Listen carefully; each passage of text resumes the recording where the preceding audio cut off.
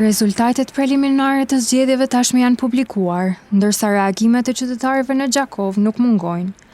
Ata kanë mendime të ndryshme për mënyrën se si u votua dhe për rezultatet.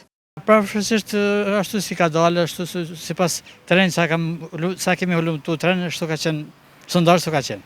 E në rrugët e qytetit u takua me një mërgjimtar të ardhur nga diaspora për të votuar. Jam ardhur ekstra me votu. Ju kisha preferu, po tash t'i kalun zgjedhjet, jenë qetër edhe kur të bëhen, që me votu pak më tepër.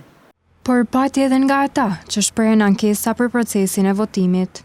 Zgjedhjet dhe dikun shkun mirë, po dikun jo, me pleq mas pari, një pjesë e madhe e pleqve s'kan mujt me votu, se i kushzun. Ata na herë të kun plak ju kun me përcjellës. Ku di na i sot edhe të sa vjeqi me votu, ata i kanë hu vetë zgjedhjet.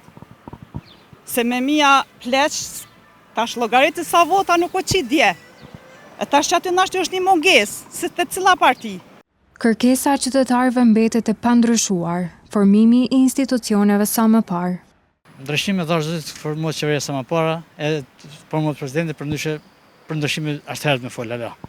Ndërkohë, numrimi i votave po vazhdon, ndërsa rezultatet përfundimtare pritet të përcaktojnë përbërjen e re të institucioneve.